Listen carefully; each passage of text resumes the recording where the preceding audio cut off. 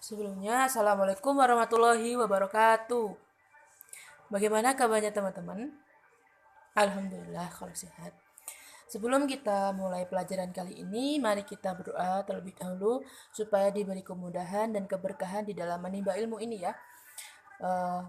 Berdoa, mulai.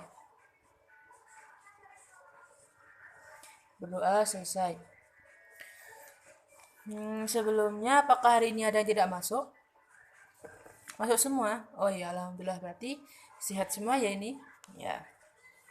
Eh, Pada pertemuan kali ini kita akan membahas mengenai toharoh.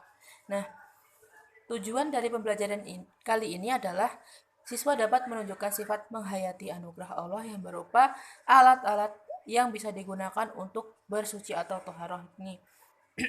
Lalu menunjukkan perilaku hidup bersih. Lalu siswa dapat mengerti apa saja yang dapat digunakan untuk bersuci, alat-alat apa saja yang digunakan untuk bersuci. Lalu siswa dapat bisa mendemonstrasikan alat-alat yang digunakan untuk bersuci. Nah, sebelumnya apakah teman-teman ada yang mengerti dari pengertian toharoh? Oh iya benar, toharoh itu adalah bersuci. Nah, langsung saja ya kalau gitu kita langsung masuk pada pembelajaran yaitu mengenai toharoh terlebih dahulu. Nah, kita akan membahas dari pengertian toharoh terlebih dahulu ya. Pengertian toharoh secara ada dua ya, secara bahasa dan secara istilah. Yang secara bahasa, toharoh itu adalah yang tadi dikatakan adalah suci atau mensucikan dan juga bersih. Nah, dan toharoh itu juga bersih, membersihkan ya. Kalau dari istilah, toharoh itu adalah membersihkan diri dari najis maupun hadas atau perilaku atau perbuatan sesuatu yang memperbolehkan seseorang untuk bisa mengerjakan ibadah ataupun sholat. Misalnya dengan berwudu, tayamum, ataupun mandi. Di dalam Islam sendiri, toharoh itu ada dua. Yang pertama, toharoh dari hadas, dan yang kedua itu adalah toharoh dari najis. Kita bahas mengenai hadas terlebih dahulu. Hadas ini ada dua, hadas besar dan hadas kecil. Hadas besar ini contohnya apa? Hadas besar ini contohnya adalah keluarnya air sperma dari kemaluan ataupun orang yang melakukan hubungan suami istri. Nah, cara membersihkannya adalah dengan mandi besar. Lalu selanjutnya tentang hadas kecil. Nah, hadas kecil ini seperti apa?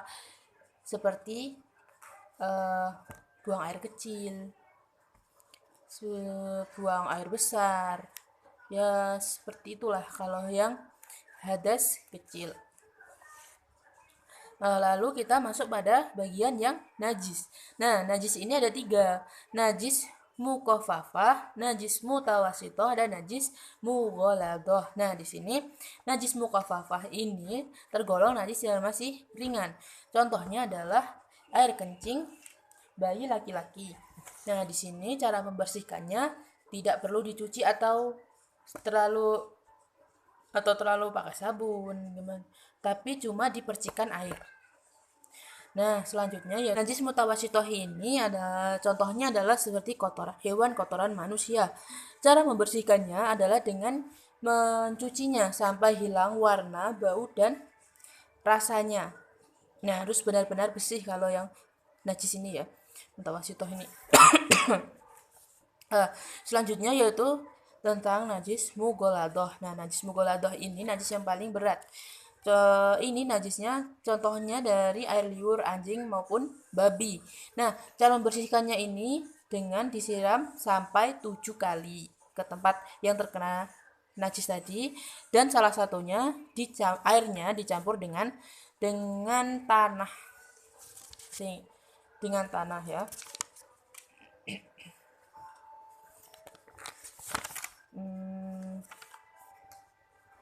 Cukup sekian dari pembahasan saya. Apakah masih ada yang belum paham atau masih ada yang perlu ditanyakan? Silahkan bertanya.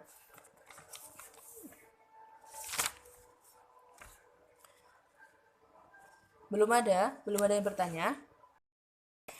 Baiklah, kalau belum ada yang bertanya, maka kita lanjutkan pada diskusi ya.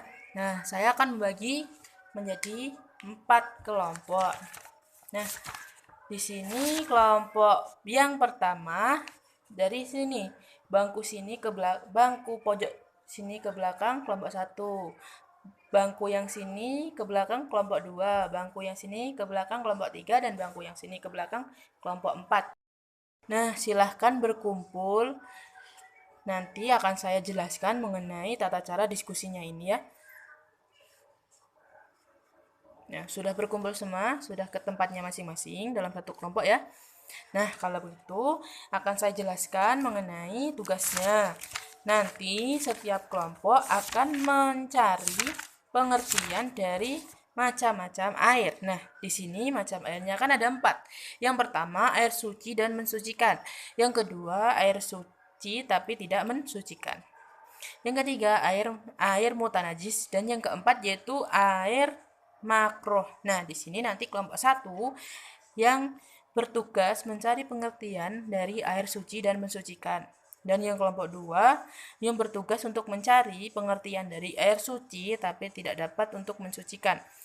Dan yang kelompok 3 bertugas untuk mencari pengertian dari air mutanajis. Dan yang terakhir kelompok 4 mencari pengertian dari air makruh. Nah, nanti saya beri waktu 10 menit saja, cukup ya. Soalnya di sini di paket sudah ada semuanya, tinggal menyalin, dan nanti perwakilan satu orang setiap kelompok maju ke depan untuk membacakan hasil diskusinya bersama teman-temannya tadi. Silahkan waktunya dimulai dari sekarang. Waktunya sudah habis ya. Sekarang perwakilan tiap kelompok maju ke depan dan satu-satu nanti mempresentasikan hasil dari diskusinya. Silahkan dari kelompok 1 yang terlebih dahulu untuk membacakan hasil diskusinya tadi.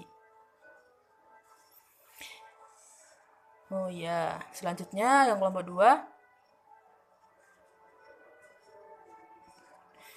Selanjutnya kelompok 3. Dan kelompok 4 yang terakhir.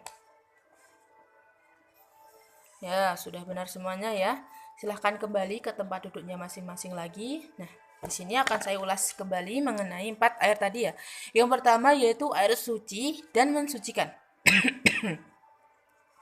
Di sini, air itu adalah air yang jatuh dari langit atau terbit dari bumi dan masih tetap keadaannya.